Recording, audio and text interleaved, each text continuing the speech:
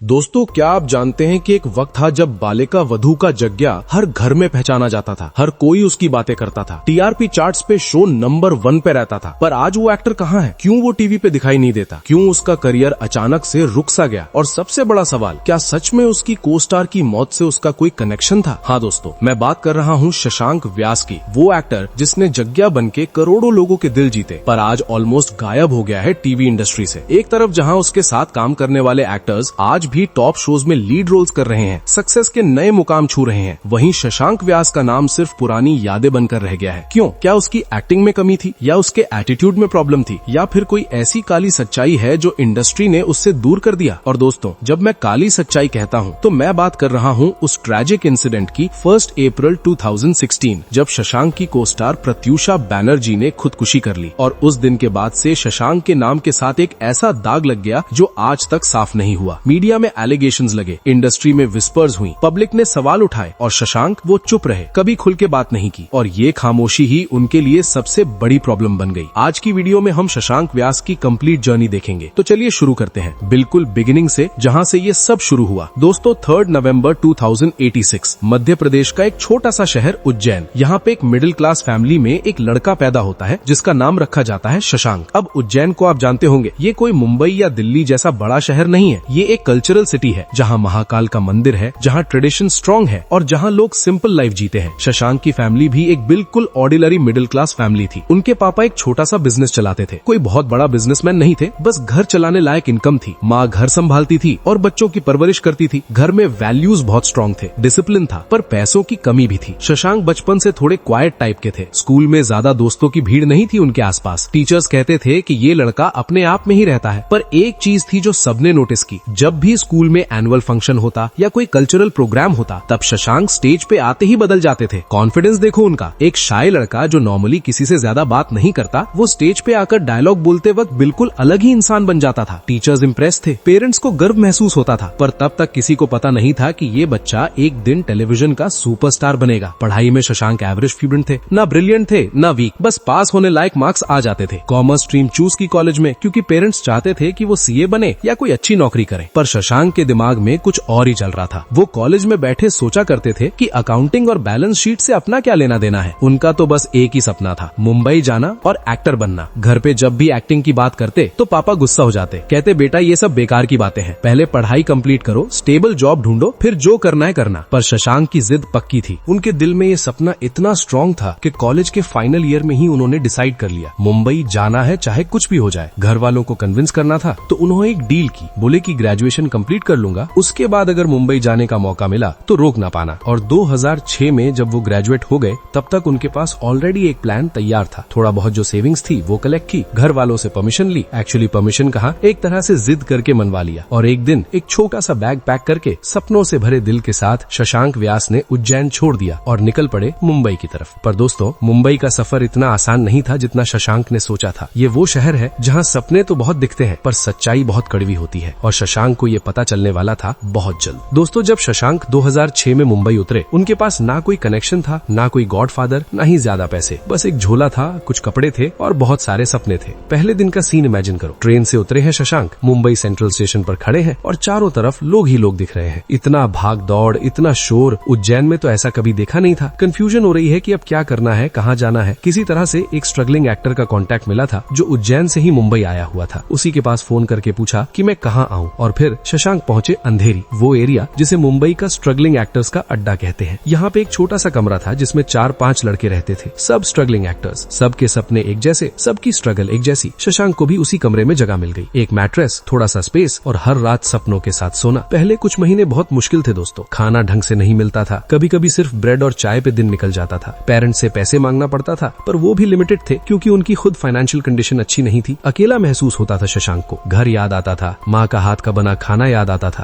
पापा की डांट भी याद आती थी। रात को सो नहीं पाते थे, सोचते रहते थे कि सही डिसीजन लिया है या गलत, पर सुबह होते ही फिर हिम्मत आ जाती थी। फिर तैयार हो जाते ऑडिशंस के लिए। और दोस्तों, ऑडिशंस ये एक अलग ही दुनिया है। हर दिन 2-3 ऑडिशंस, कभी गोरेगांव जाना, कभी मलाड, कभी बैंड्रा, लोकल ट्रेन्स में धक्के खाना, घंटों लाइन में खड़े रहना, और फिर फाइनली जब टर्न आता है तो कास्टिंग डायरेक्टर एक नजर देख के बोल देते हैं नेक्स्ट। रिजेक्शन पे रिजेक्शन मिल रही थी शशांक को। कोई कहता था तुम्हारा लुक टीवी के लिए नहीं है, कोई कहता था एक्सपीरियंस नहीं है, कोई कहता था बैकग्राउंड नहीं नहीं है तो चांसेस कम है। एक बार तो डिप्रेशन के दौरों में उन्होंने सीरियसली सोचा कि वापस उज्जैन चला जाऊं। पेरेंट्स सही कह रहे थे, यहाँ कुछ नहीं रखा, पर फिर रूममेट्स ने एनकरेज किया, बोले सबकी यही स्टोरी है, सबको टाइम लगता है। और फिर 2007 में फाइनली एक छोटा सा ब्रेक मिला, एक एपिसोडिक रोल मिला एक टीवी शो में। बस 2-3 सीन्स थे, डायलॉग भी ज्यादा नहीं थे, पर शशांक के लिए वो पहला ब्रेक था। पहली बार वो टीवी स्क्रीन पर आए। पेमेंट भी कुछ खास नहीं मिली, पर क्या फर्क पड़ता है। वो मोमेंट जब अपने आप को टीवी पे देखा, वो फीलिंग कुछ अलग थी। शशांक को लगा कि चलो शुरुआत तो हो गई। उसके बाद कुछ और छोटे मोटे रोल्स मिलने लगे। 2008 में काजल नाम का एक सीरियल में काम किया। छोटा सा रोल था, पर कंसिस्टेंटली काम तो आ रहा था। फिर 2 हंसों का जोड़ा में भी काम किया। पर दोस्तों ये सब साइड रोल्स थे, बैकग्राउंड में खड़े रहना, हीरो के दोस्त का रोल करना या फिर एपिसोडिक कैरेक्टर। शशांक चाहते थे लीड रोल, वो बड़ा ब्रेक चाहते थे जो उनकी पहचान बनाए। और ये वेट करते करते ऑलमोस्ट 4 साल निकल गए। 4 साल, सोचिए कितना लंबा टाइम होता है। हर दिन ऑडिशन, हर दिन रिजेक्शन, हर दिन स्ट्रगल। पर शशांक ने हार नहीं मानी। उन्होंने सोचा नहीं था कि 2010 में उनकी जिंदगी पूरी तरह बदलने वाली है। एक फोन कॉल आने वाला था जो उन्हें ओवरनाइट स्टार बना देगा। पर उस फोन कॉल के साथ आने वाली थी कुछ ऐसी चीजें जो बाद में उनकी सबसे बड़ी कंट्रोवर्सी बन जाएंगी। 2010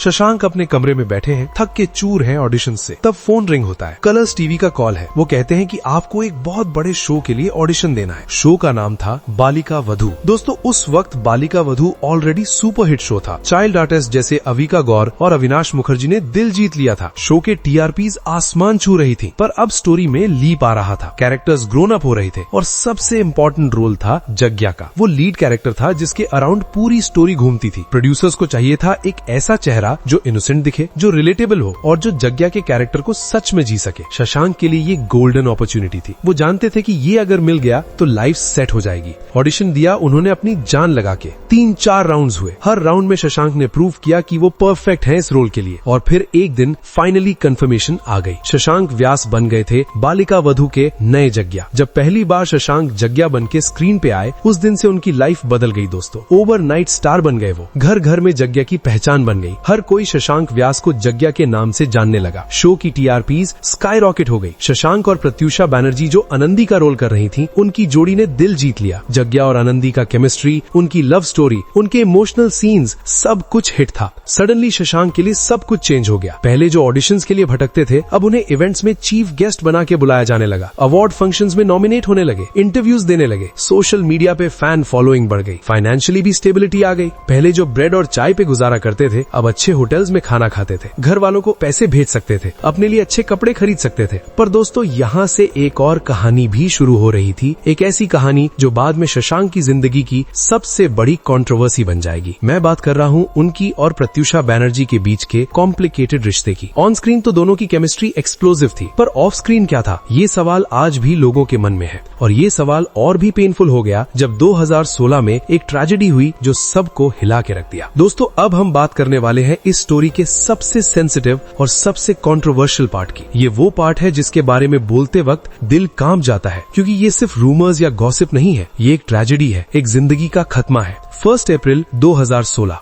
उस दिन पूरे टीवी इंडस्ट्री में एक ऐसी खबर फैली जो सबको शॉक कर दिया। प्रत्यूषा बैनर्जी जो बालिका वधू की आनंदी थी, जिसने अपने रोल से करोड़ों लोगों के दिल जीते थे, उसने खुदकुशी कर ली थी। सोचिए दोस्तों, एक एक्टर जो इतनी फेमस है, जिसको इतनी मोहब्बत मिलती है ऑडियंस से, वो क्यों इतना बड़ा कदम उठाएगी? क्यों एक जवान लड़की अपनी जिंदगी खत्म कर देगी? पुलिस इन्वेस्टिगेशन शुरू हुई, मीडिया ने घेरा डाला और जैसे जैसे इन्वेस्टिगेशन आगे बढ़ी, वैसे वैसे कुछ ऐसे नाम सामने आने लगे जिन्होंने सबको हैरान कर दिया। प्रत्यूषा का बॉयफ्रेंड राहुल राज सिंह को अरेस्ट किया गया। पुलिस की अकॉर्डिंग डोमेस्टिक वायलेंस हुआ था, टॉर्चर हुआ था। पर ये कहानी यहाँ खत्म नहीं हुई। मीडिया रिपोर्ट्स में और कुछ नेम्स भी घूम रहे थे और उनमें से एक नाम था शशांक व्यास का। अब यहाँ पे बहुत केयरफुल रहना पड़ेगा दोस्तों, क्योंकि ये एलिगेशंस है, प्रूफ नहीं है। पर जो मीडिया में आया, जो इंडस्ट्री इनसाइडर्स ने विस्पर किया, वो बहुत शॉकिंग था। कुछ सोर्सेज ने क्लेम किया कि शशांक और प्रत्यूषा का इमोशनल अफेयर था बालिका वधू के दिनों में। कहते हैं कि ऑन स्क्रीन केमिस्ट्री सिर्फ एक्टिंग नहीं थी, ऑफ स्क्रीन भी दोनों के बीच कुछ था। अलेजेडली शशांक और प्रत्यूषा बहुत क्लोज थे। लेट नाइट फोन कॉल्स होती थी, सेट पे दोनों के बीच स्पेशल बॉन्डिंग थी। को स्टार्स ने भी नोटिस किया था कि ये दोनों सिर्फ फ्रेंड्स से ज्यादा थे। पर फिर क्या हुआ? क्यों ये रिलेशनशिप आगे नहीं बढ़ा? यहाँ पे कहानी और डार्क हो जाती है। इंडस्ट्री इनसाइडर्स का कहना है कि जब शशांक को फेम मिल गई, जब वो स्टार बन गए, तब उन्होंने डिस्टेंस बना लिया प्रत्यूषा से। अलेजेडली कुछ प्रोमिसेस किए गए थे जो पूरे नहीं हुए, कुछ एक्सपेक्टेशंस थी जो मीट नहीं हुई। एक सोर्स ने अनोनिमसली बताया था कि प्रत्यूषा इमोशनली बहुत अटैच थी शशांक से। से। पर शशांक ने क्लैरिटी नहीं दी कि वो क्या चाहते हैं, न प्रॉपरली रिलेशनशिप एक्सेप्ट की, न क्लियरली रिजेक्ट किया। और ये कंफ्यूजन, ये इमोशनल अटैचमेंट जिसका कोई क्लोजर नहीं मिला, ये प्रत्यूषा के लिए बहुत पेनफुल था। अब दोस्तों, मैं ये नहीं कह रहा कि शशांक रिस्पॉन्सिबल है प्रत्यूषा की डेथ के लिए, बिल्कुल नहीं। लीगल इन्वेस्टिगेशन में शशांक का नाम नहीं आया, ऑफिशियली उनके अगेंस्ट कुछ प्रूव नहीं हुआ। पर जो बात है वो ये है कि पब्लिक परसेप्शन में, मीडिया स्टोरीज में और इंडस्ट्री गॉसिप में शशांक का नाम हमेशा प्रत्यूषा की ट्रेजेडी से जुड़ा रहा। जब प्रत्यूषा की डेथ हुई उस वक्त शशांक ने स्टेटमेंट दिया था। उन्होंने कहा था कि प्रत्यूषा उनकी बहुत अच्छी दोस्त थी, उनकी डेथ से वो डेवास्टेटेड है। पर उन्होंने कभी ये क्लियरली नहीं बताया कि एक्चुअली क्या था उनके बीच। सोशल मीडिया पे बहुत ट्रोलिंग हुई शशांक की। कुछ लोग कहते थे कि शशांक इनोसेंट है, ये सब सिर्फ बेसलेस एलिगेशंस है। पर कुछ लोग ब्लेम करते थे कि अगर शशांक ने अपने रिलेशनशिप के बारे में क्लियर होता, अगर वो ऑनेस्ट होता, तो शायद प्रत्यूषा को इतना इमोशनल ट्रॉमा नहीं होता। और ये कंट्रोवर्सी इतनी बड़ी बन गई कि आज भी जब प्रत्यूषा बैनर्जी का नाम लिया जाता है, शशांक व्यास का नाम ऑटोमेटिकली आ जाता है। क्या सच में कुछ था उनके बीच, या ये सब सिर्फ मीडिया की बनाई हुई स्टोरी थी? शशांक ने कभी ओपनली इस बारे में बात नहीं की और अब तो वो बिल्कुल चुप है इस टॉपिक पे। पर दोस्तों, ये ट्रेजेडी शशांक की लाइफ का टर्निंग पॉइंट बन गई। उनकी इमेज पे एक शैडो पड़ गया जो आज तक नहीं गया। करियर पे असर पड़ा,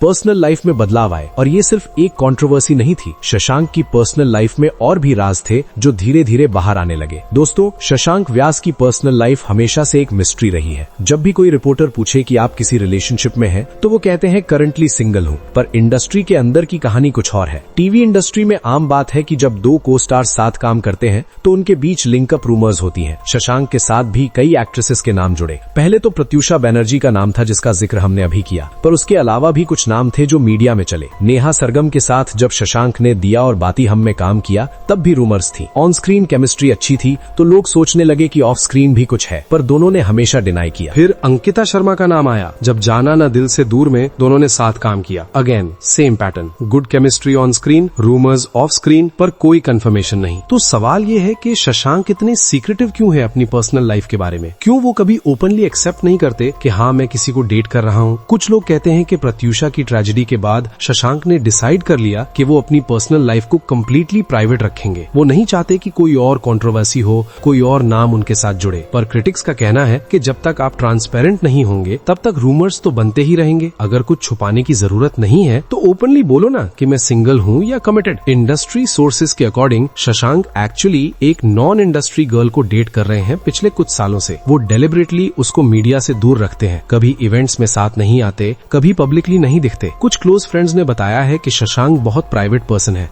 उन्हें ये सब मीडिया अटेंशन, ये लिंकअप रूमर्स, ये सब पसंद नहीं है। वो चाहते हैं कि उनकी एक्टिंग पे फोकस हो, उनकी पर्सनल लाइफ पे नहीं। पर दोस्तों, प्रॉब्लम ये है कि जब आप पब्लिक फिगर हो, जब आप सेलिब्रिटी हो, तो लोग आपकी पर्सनल लाइफ में इंटरेस्ट लेंगे ही। और जब आप खुद कुछ नहीं बताते तो लोग अपने थ्योरीज बनाते हैं, अपनी स्टोरीज बनाते हैं। शशांक की करंट रिलेशनशिप स्टेटस के बारे में 2024 तक कोई कंफर्म्ड इन्फॉर्मेशन नहीं है। वो ना तो मैरिड है, ना ही पब्लिकली किसी रिलेशनशिप में है। सोशल मीडिया पे भी वो अपनी पर्सनल लाइफ के बारे में कुछ शेयर नहीं करते। मैरिज के प्लान्स के बारे में जब पूछा जाता है तो वो कहते हैं कि अभी करियर पे फोकस है। पर वो अब 30 की एज क्रॉस कर चुके हैं, तो नेचुरली फैमिली और फैंस दोनों प्रेशर डालते होंगे मैरिज के लिए।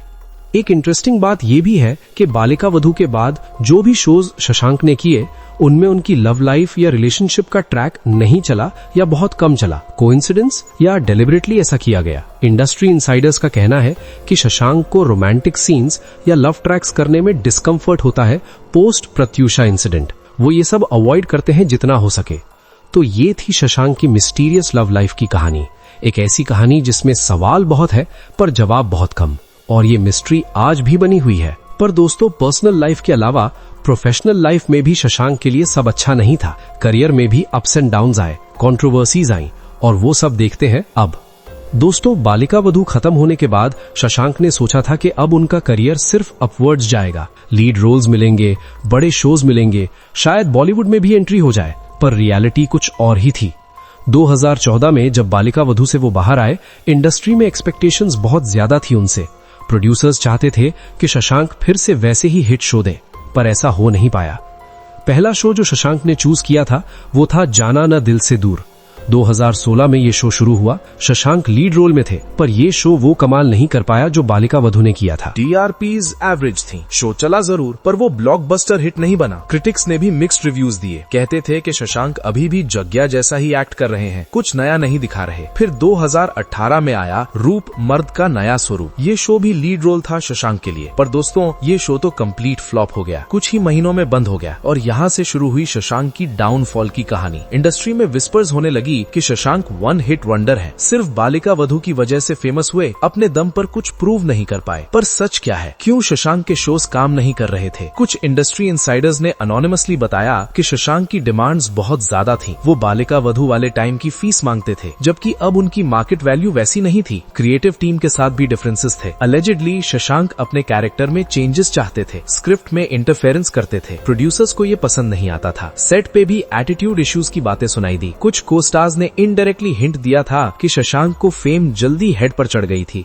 वो जग्या से बाहर नहीं आ पाए थे। हर रोल में वो वैसे ही एक्ट करते थे। पर शशांक के सपोर्टर्स कहते हैं कि ये सब इंडस्ट्री पॉलिटिक्स है। जब आप हिट होते हो तब सब सपोर्ट करते हैं, जब थोड़ा सा भी डाउन हो तो सब अगेंस्ट हो जाते हैं। एक बड़ी डिसअपॉइंटमेंट शशांक के लिए बॉलीवुड एंट्री नहीं हो पाना भी था। उन्होंने कोशिश की, ऑडिशंस दिए, स्क्रीन टेस्ट दिए, पर कोई सब्सटैंशियल रोल नहीं मिला। बॉलीवुड में ये प्रॉब्लम है कि टीवी एक्टर्स को सीरियसली नहीं लिया जाता। कहते हैं कि टीवी एक्टर है तो सिनेमा में काम नहीं करेगा। ये स्टिग्मा शशांक के साथ भी लगा। जब हम शशांक को कंपेयर करते हैं उनके कंटेम्पररीज से तो फर्क साफ दिखता है। गौतम रोडे ने अपने आप को रीइन्वेंट किया, डाइवर्स रोल्स किए। हर्षद चोपड़ा ने कंसिस्टेंसी मेंटेन की। विवियन डी सेना ने स्ट्रॉन्ग कमबैक किया। पर शशांक का ग्राफ उतना इम्प्रेसिव नहीं रहा। बालिका वधू के बाद जो ग्राफ बनना चाहिए था वो नहीं बना। 2020 के बाद तो शशांक ऑलमोस्ट गायब से हो गए। टीवी पे कोई रेगुलर शो नहीं किया, ओकेजनल गेस्ट अपीयरेंसेस किए, कुछ म्यूजिक वीडियोस किए, पर वो रेगुलर प्रेजेंस नहीं रही जो एक लीड एक्टर की होनी चाहिए। इंडस्ट्री सोर्सेज कहते हैं कि शशांक ने कई शोज रिजेक्ट कर दिए क्योंकि वो अपनी इमेज के बारे में बहुत कॉन्शियस थे। वो चाहते थे कि जग्या वाली इमेज से अलग कुछ करें, पर जो ऑफर्स आ रहे थे वो वैसे ही थे। तो ये बन गया एक विशियस साइकिल। ना वो पुरानी इमेज के रोल्स करना चाहते थे, ना नए तरह के रोल्स मिल रहे थे, बीच में फंस गए। और ये सिचुएशन आज भी कंटिन्यू है। शशांक का करियर लिम्बो में है, ना कंप्लीटली फिनिश्ड, ना एक्टिवली सक्सेसफुल। तो अब सवाल ये है कि 2024 में शशांक क्या कर रहे हैं? दोस्तों 2024 शशांक व्यास आज कहाँ है? ये सवाल कई फैंस के मन में है। सोशल मीडिया पे अगर आप चेक करेंगे तो पता चलेगा कि शशांक एक्टिव तो है, इंस्टाग्राम पे रेगुलरली पोस्ट्स करते हैं, फिटनेस फोटोज डालते हैं, ट्रैवल पिक्चर्स शेयर करते हैं, पर वो पीक स्टारडम वाली फीलिंग नहीं है। फॉलोअर्स भी अच्छे खासे हैं, पर एंगेजमेंट उतनी नहीं जितनी एक करंट टीवी स्टार की होनी चाहिए। कमेंट्स में ज्यादातर लोग जग्या का ही जिक्र करते हैं। जग्या we miss you, Balika Vadhu याद आ गया, ऐसे मैसेजेस आते हैं। वर्क के फ्रंट पे शशांक ने कुछ वेब सीरीज में काम किया है रिसेंटली, OTT प्लेटफॉर्म्स पे थोड़े प्रोजेक्ट्स किए हैं, पर वो कोई मेजर हिट प्रोजेक्ट नहीं है जो उन्हें फिर से स्पॉटलाइट में लाए। म्यूजिक वीडियोस भी किए हैं कुछ, पर दोस्तों म्यूजिक वीडियोस करना और लीड शो करना दोनों में बहुत फर्क है। म्यूजिक वीडियोस से विजिबिलिटी मिलती है पर करियर एस्टैब्लिश नहीं होता। फाइनेंशियल फ्रंट पे बालिका वधू से जो पैसा कमाया था और बाद के कुछ शोज से जो मिला, उसमें से शशांक ने स्मार्ट इन्वेस्टमेंट्स किए हैं, प्रॉपर्टी है, सेविंग्स है, तो फाइनेंशियली स्ट्रगल नहीं है। पर क्रिएटिव सेटिस्फैक्शन, करियर का वो पीक, वो नहीं है। इंटरव्यूज में शशांक कहते हैं कि वो अब मैच्योर रोल्स करना चाहते हैं, डिफरेंट कैरेक्टर्स एक्सप्लोर करना चाहते हैं। वेब सीरीज में इंटरेस्ट है क्योंकि वहाँ क्रिएटिव फ्रीडम ज्यादा है, पर इंडस्ट्री एक्सपर्ट्स का कहना है कि कंपटीशन बहुत टफ हो गया है। OTT पे नए एक्टर्स आ रहे हैं, टैलेंटेड लोग हैं। शशांक को अपने आप को प्रूव करना पड़ेगा दोबारा। बॉलीवुड का ड्रीम अभी भी अलाइव है उनके दिल में, पर रियलिस्टिकली चांसेस कम लगते हैं। एज भी बढ़ गई है और टीवी एक्टर से फिल्म एक्टर बनने का ट्रैक रिकॉर्ड इंडिया में बहुत अच्छा नहीं है। कमबैक पॉसिबल है बिल्कुल। इंडस्ट्री में कई एक्टर्स हैं जिन्होंने सेकंड इनिंग्स खेली है, पर शशांक को कुछ डिफरेंट करना पड़ेगा। एक ऐसा रोल जो जग्या से कम्प्लीटली अलग हो, जो लोगों को सरप्राइज करे। सबसे बड़ी चैलेंज है पास्ट की बैगेज से बाहर आना। प्रत्युषा की ट्रेजेडी, करियर की कंट्रोवर्सीज, ये सब शशांक के साथ अटैच्ड है। इससे ओवरकम करना मुश्किल है। तो ये है शशांक व्यास की करंट सिचुएशन। न कम्प्लीटली डाउन एंड आउट, पर न ही फ्लाइंग हाई। एक अनसर्टेन फेज में है वो, और ये अनसर्टेनिटी ही शायद उनकी सबसे बड़ी प्रॉब्लम है। क्लैरिटी नहीं है कि आगे क्या करना है, किस डायरेक्शन में जाना है। पर दोस्तों लाइफ अनप्रेडिक्टेबल है, कल क्या होगा कोई नहीं जानता। शायद शशांक के लिए भी कोई सरप्राइज हो। तो दोस्तों ये थी शशांक व्यास की कंप्लीट कहानी। मगर क्या आपको ये पता है गोपी बहू अब किसी भी टीवी सीरियल में क्यों नहीं दिखाई देती हैं? वीडियो स्क्रीन पर आ रहा है, जानना है तो क्लिक करके जरूर देखें।